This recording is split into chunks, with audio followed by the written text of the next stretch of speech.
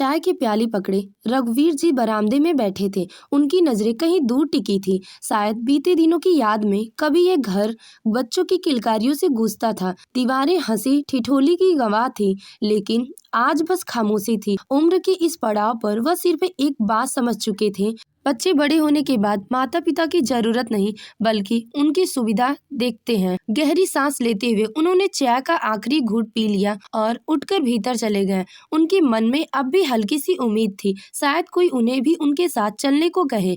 लेकिन घर में जो चहल पहल थी, बेटे और बहू अपने अपने बच्चों के साथ घूमने जाने की तैयारियां में व्यस्त थे। सूटकेस पैक हो रहे थे, बच्चों के कपड़े बदले जा रहे थे और नाश्ते की खुशबू पूरे घर में फैली हुई थी। बच्चे उछल कूद रहे थे, पूरे घर में उत्साह का माहौल था। पर एक कोने में खिड़की के पास खड़े रघुवीर जी चुपचाप देख रहे थे। उनकी बूढ़ी आंखों में इंतजार था, एक हल्की सी उम्मीद, शायद कोई कहे पापा आप भी चलिए ना। लेकिन ऐसा कुछ नहीं था।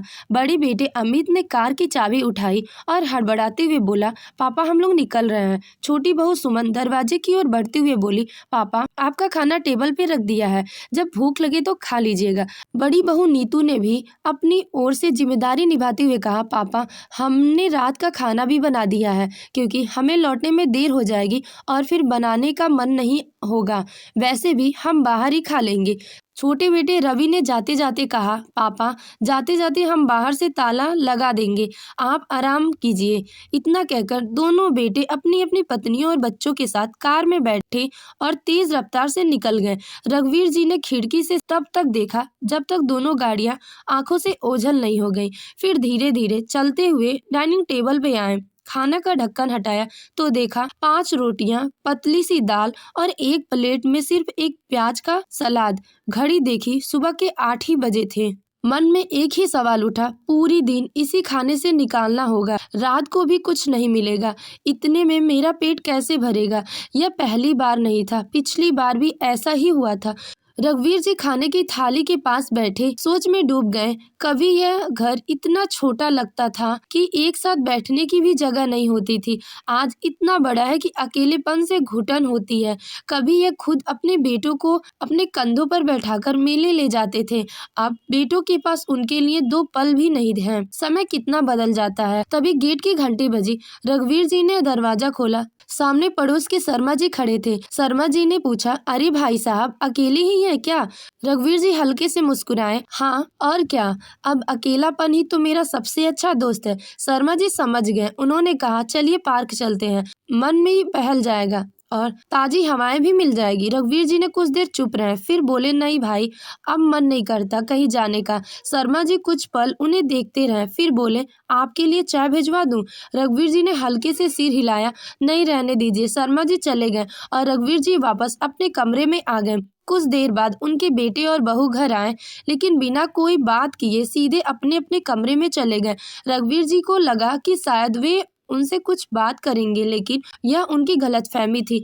रात के 10 बज गए। जब रघुवीर जी को भूख लगी तो वह धीरे धीरे चलते हुए छोटी बहू सुमन के कमरे के दरवाजे तक गए। हल्की सी आवाज में बोले, बहू खाना बना दो, भूख लगी है। सुमन थके हुए सर में बोली, पापा जी आप भाभी से कह दीजिए, मेरा सिर बहुत दर्द कर रहा है।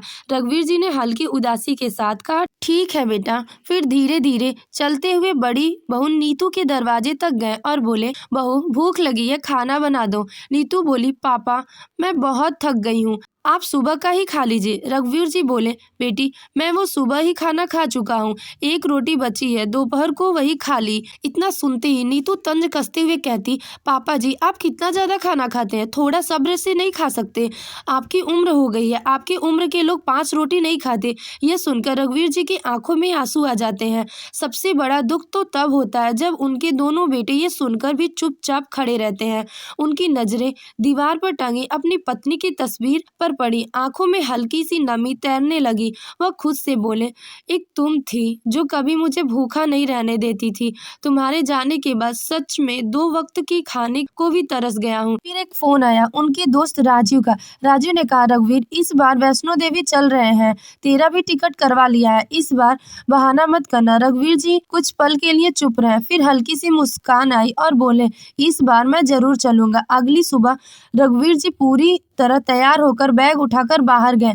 बड़े बेटे ने चौंक कर पूछा, पापा कहाँ जा रहे? रघुवीर जी ने आत्मविश्वास भरी आवाज में जवाब दिया, वैष्णो देवी, मेरे दोस्त के साथ मेरा भी टिकट है।